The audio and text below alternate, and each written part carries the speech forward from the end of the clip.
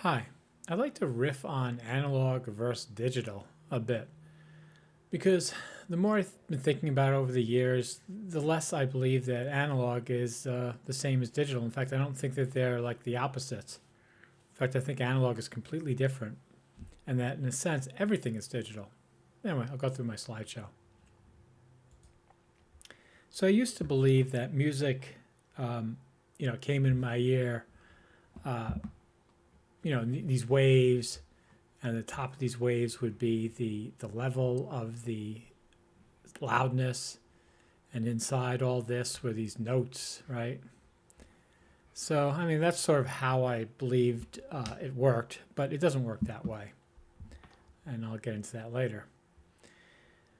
I thought that yes, there's an analog wave, and this was basically sort of perfect. So the person would sing, let's say, their note, and it was just an analog, and then in digital we would convert it to zeros and ones, and the more zeros and ones you had, the closer to the actual wave it appeared, but that you'd never ever get there truly, that this would always be better than this. So you can never get enough steps.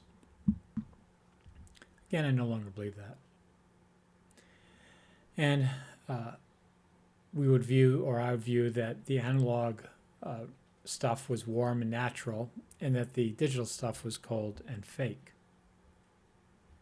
So, can digital have the same warmth as analog? Well, I think before we can answer that question, or I can answer that question, is I need to know really what is digital? And the more I thought about old music, so this right here is from 1400 BC, and this here is basically 1400 AD, after Christ. So, um, what is really this? I mean, to me, this is digital, right? I mean, it's a digit. This digit here says, play that note. And this digit here would say play that note, which I think is a G. So, and the same thing over here. So to me, this is digital music. It's a pattern saying, okay, these are the notes to play, and this is a pattern. And whether a computer plays it or a person plays it, it's the same. It's going to sound the same. And it doesn't really specify which instrument is going to be played. And here is a hydraulis from 100 BC, at least the parts fit on the left, and what it looked like was playing on the right in ancient Greece. And I'm sure they had music on parchment that would tell you which note to play. And if we had that papyrus in existence today, we could build a hydraulis and play it, and it would sound exactly like it did back then to us. Here's a modern music box where you can sort of create your own scroll by punching out these holes, and then it'll play through the music box. And again, to me, this is digital. And here's a guy playing a harpsichord, which really could be played by a robot or a computer because he's just plucking the strings. He's not like changing each note with a pedal or anything like that. Now, yes, he could change the timing a little bit, but still a computer could do it. And in fact, if we were to go back in time to Bach's time, that's what we'd want to do. We'd want to find exactly when he is hitting those notes. Now here's a wave that's been quantized. I just want to show us, isn't it just the same as what's going into a music box? So I'd argue that digital has been around forever. It's a representation of sound through mathematical means. Now, when I was younger, I listened to music on an Iowa tape deck. Well, I had a few tape decks, but I especially remember this one, walking up Fifth Avenue listening to Bruce Springsteen. And I remember having a Blaupunkt cassette player in my car. And cassettes back then were horrible. I mean, the audio quality was horrible. Everybody knew it, but they didn't care. Not that they didn't care, but it's just you really just didn't think about it. It's just it is what it was.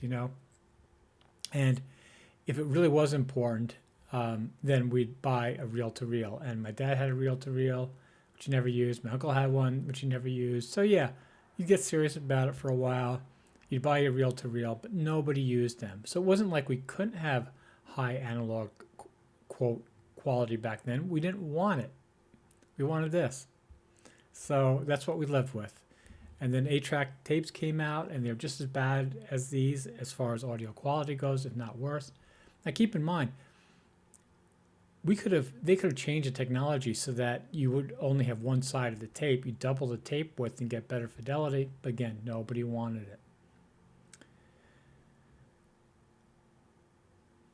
So in my opinion, magnetic tape and vinyl are not analog. They're just a dirty digital. They're the math of magnetism and crystal vibrations. So is analog the opposite of digital? I think not. Analog music isn't really music. It's just molecules of air hitting your ear. Now, in our head, we represent them as wavelengths. We can mathematically represent them as wavelengths, but they're just energy. Analog is just energy. And we can digitize that energy later on if we want, but it's still just energy. So analog there's no such thing to me as analog versus digital. Music has always been digital. Digital either in sheet music, digital in the early mechanical devices of music boxes and player pianos. And then we had dirty digital, which was analog recordings using tape. And then as soon as we could actually do very accurate digital recordings of sound, we did it. And but people still don't really understand how analog works. And I think that's part of the problem of why I haven't been able to explain why to some people or convince them that 32-bit float or actually any bit anything has nothing to do with clipping, because clipping happens in the analog energy realm.